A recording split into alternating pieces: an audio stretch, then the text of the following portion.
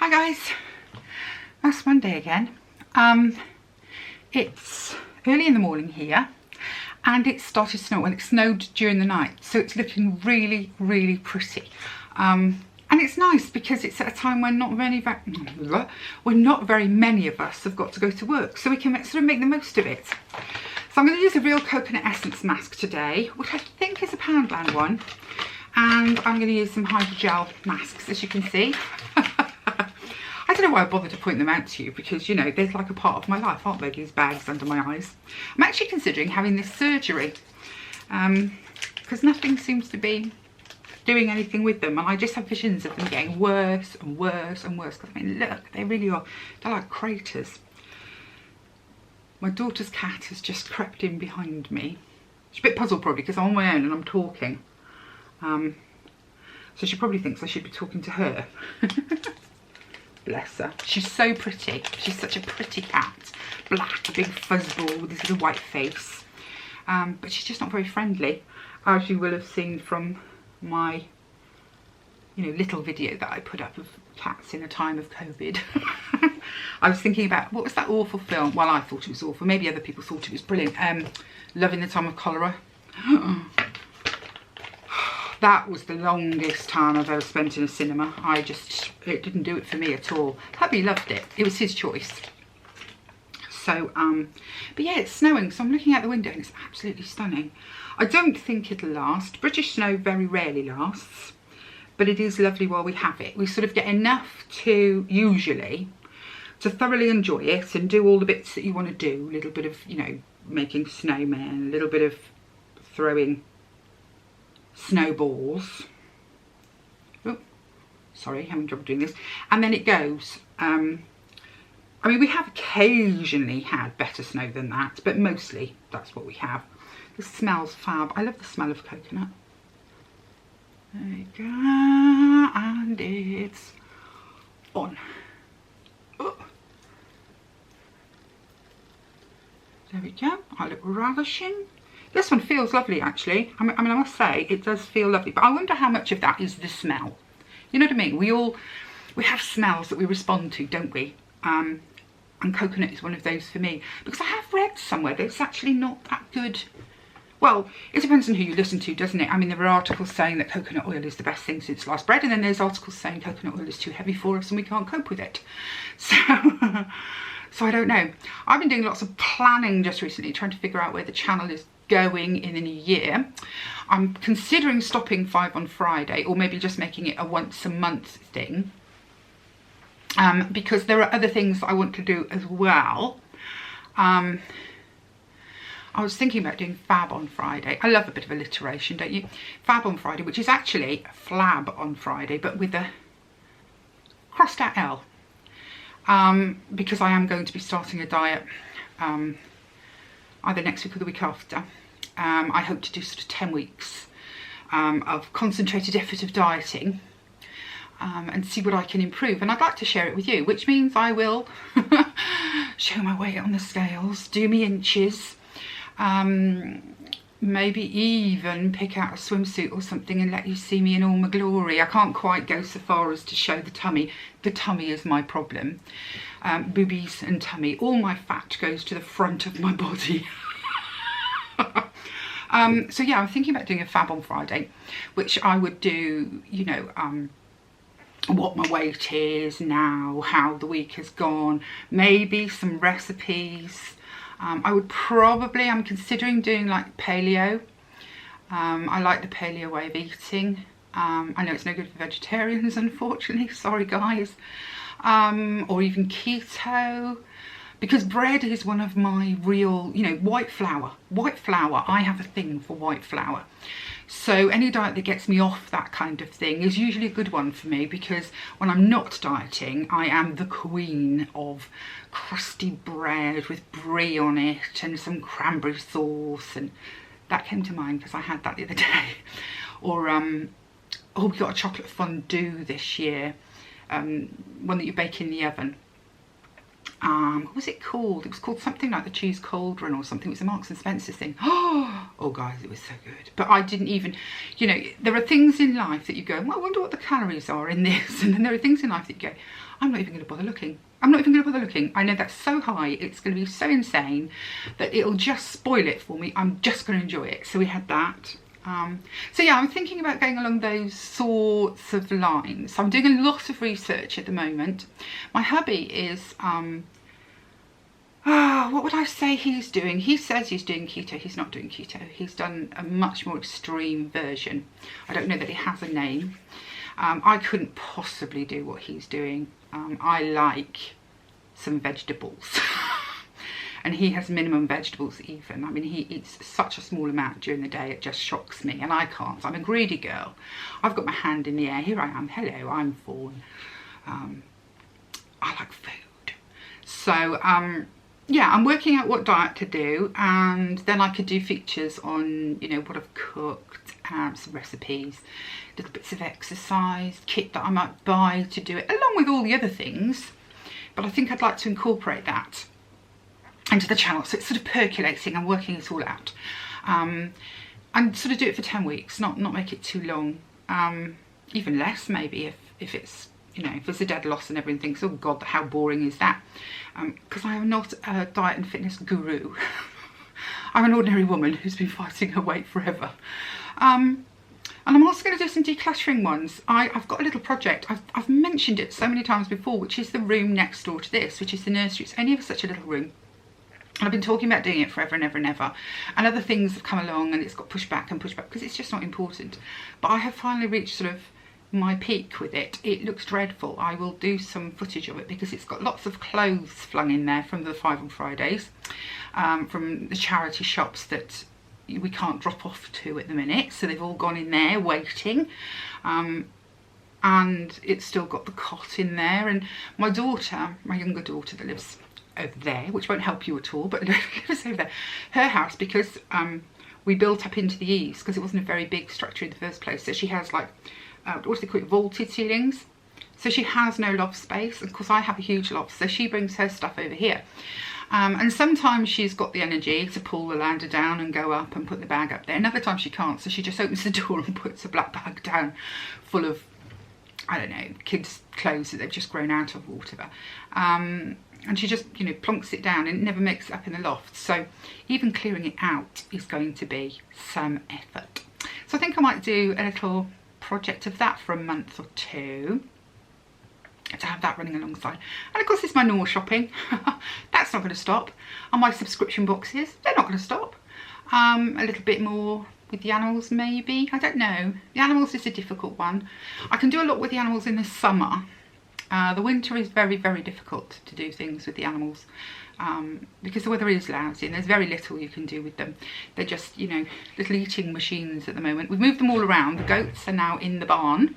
We have an old wooden barn that is actually going to be coming down, and we're going to replace it with a better one in a year or two, because it's not quite tall enough for the tractor. But they've gone in there, which they love, because goats like to come in the winter. They don't really like being out. So they have access to outside. There's the barn, and then there's, what would I say? How big would I say that is? If you can imagine, sort of maybe 10 metres by 10 metres maybe, and then a gate. So they have got access to outside. It's not a barn with the door shut and they're stuck in there. And of course we still go over and feed them, but they just love being inside. You go over there and there they are, curled up on bales of straw and just sort of looking at you very contentedly. And the horses we've had to bring much closer to the stables, because again, some days they can't go out properly. So again, we fenced it in so that we've got gates and so on, so they can go out onto their concrete yard, which is just in front of their stables, and then they've got access to a small field. It's the field the goats are normally in, to have a little bit of a, you know, stretch the legs, have a roll, whatever they want to do. Because being out in the big fields, I mean, they just don't want to be there. They just stand there like, oh. So they have the choice. They can be in their stables in the warm if they decide it's got a little bit chilly, because we fasten all the doors back. And stand on the concrete where, you know, at least their feet are dry, they're not sinking in mud. Or they can go into the field, which at the moment isn't too muddy, but is going to be. It will turn into an absolute quagmire. We're probably going to get a whole load of, you can get these special mats. I think they're very expensive. I haven't budgeted for that yet. I haven't even thought about next year's budget for things. But you can get these sorts of mats that you can put down and then you put sand on them. And it doesn't completely stop it from becoming muddy, but it does help. But of course it's not very good for the ground. So we're thinking of designating an area where we're kind of give up on having grass there, give up on it being nice, and just put these down. So it's the horse's sort of go-to spot in the bad weather. So yeah, we're working on that as well. So there's loads going on. I mean, I don't know, I always thought, you know, my life would get quieter and quieter and quieter as I got older. But I think because of having the animals and living with my younger daughter, etc., my life hasn't. We've started planning some trips away next year, presuming that ever happens. Of course there's going to be a New York trip, if that's ever allowed, because of my daughter. We're also going to get off to London, if we can. It's Nick and mine and Nick's and mine. 20 years together. Well, together since we met, since our first date. Well, it's not strictly true, because our first date was before Christmas and I dumped him. But when he got a second chance and we finally got on and decided, yes, we would see where this went, was in May of 20 years ago, this May. So we thought we'd go away for a weekend, probably down to London, and enjoy ourselves. I'm going to start doing some little, I'm hoping, you know, if COVID ever releases its grip on us all, we're going to start doing some little trips, and I want to take you along and show you the places I go and the things I see. So yeah, the brain is being racked at the moment. Oh, sorry guys, I can't leave this lip bit alone, can I? And if I didn't have such shocking wrinkles here, I'd bloody cut it off. I'd flipping cut it off. But I do, and I really want to get the benefit of it. So yeah, there's quite a lot of planning to do with the channel and planning to do with the house and what needs to go on here. I'm also going to try and put together something, because in June, again, COVID permitting, my daughter's wedding anniversary is in June, my younger daughter's, and they're going abroad for a week, and it's a perfect chance to give the kids' bedrooms, the upstairs, a bit of paint, a little bit of loving care, because they're not there. So we can, you know, take all the bedding off the beds and put dust sheets over them, because it's so complicated when you've got a little house and 3 children in it. It's how do you ever get there? So I mean, with Jamie's agreement, she's going to be in on it. This is not a secret squirrel. Sometimes we do secret squirrel things, but I wouldn't with bedrooms. That's overstepping the boundaries. We did it with her utility last time they went away. I cleaned it within an inch of its life. Her dogs live in there as well at night, and it's only a little space. The doggy smell, honestly, some mornings you open the door and it's like, wow, you're knocked off your feet with the smell of dog, because she's got big dogs too. But yes, because they were away and the dogs were in kennels for a week, I scrubbed the walls, I scrubbed the floors. It was unbelievable. Pulled all the washing machine and tumble dryer and everything out, because that's all in there. And then I repainted the whole thing, put some shelves up to store stuff, you know, did various bits and pieces. So she had a little, but that was fine because it was a utility, and I know that she'd got to the point with the utility that she was like, you know, Mum, it's all I can do to mop it each day, because I just don't know where to start anymore with it. But I wouldn't do that in somewhere, you know, that's personal, like a bedroom also. So she has to be in on it. And we've been having lots of talks as to what to do. And I like a bit of wallpapering. I don't mind painting too much. So I'll probably head that. That'll be in June. So I might be able to sort of bring you in on that a little bit as well. You know, do a little bit of that for the channel so you can see the changes that we'll be doing. I'm trying to think. Oh, so many ideas. That's what I like about this time of year. You know, you have Christmas, which is like all stress, and I mean, it's lovely, but it's stressful. And then Christmas is over, and you have this gap between Christmas and New Year. Whoops. And you actually have the time to navel gaze, you know, to pick the fluff out your belly button and think about, what do I want to do next? Oh, this thing. What do I want to do next? Where do I want to go next? Who do I want to, you know, who do I want to learn from next? So I've been doing quite a bit of that. You know, I've got books and books with things written in them and little scribbled ideas. And how many of them will come to fruition, I don't know. And how many of them you guys will enjoy, I don't know. But yeah, so that's kind of where my head is at the moment. It would be great if any of you out there have some ideas of things you'd like me to do for the channel, to, you know, put them in the comments,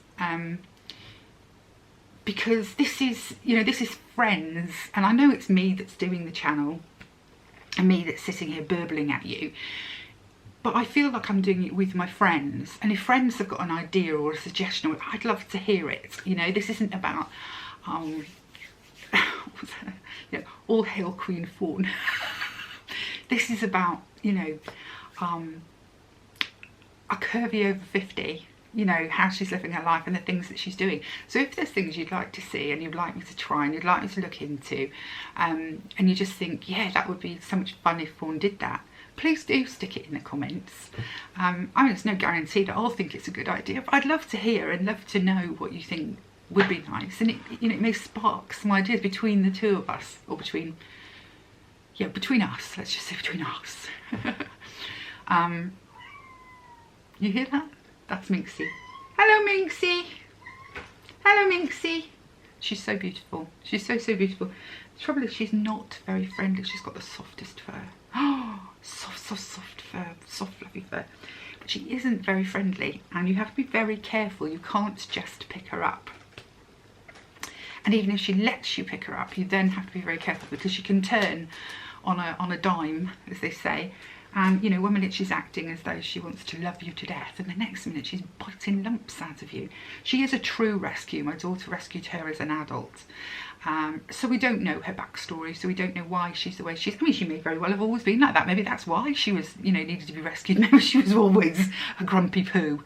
But, yeah, we love her, but she's a pain. I'll see if I can get the camera and catch her. Minxie. Minx, come on. Come on, come on, Minx. Hello, you. Hello, you. Yeah? Minxie. Good girl. Good girl, Minx. Good girl, Minx. No, that's about all I'm going to get. I'm kind of used to being photobombed by Ethel. But I'm being photobombed by Minxie as well now. So yeah, you saw her. She's very, very pretty. She's got these little white feet and this pretty face, and she's soft. Oh, she's soft. I mean, my Ethel is soft, but not like that. But yeah, she's a bit of a grumpy girl. We all seem to have, all of our animals seem to have an issue. I was just thinking when I came up the stairs, we've still got baby stair gates. We put them in when my younger daughter had to live with us for a while we were renovating the house she lives in. Well, it was just an old building at the time, an old sort of barney type building. It was part stables, I think.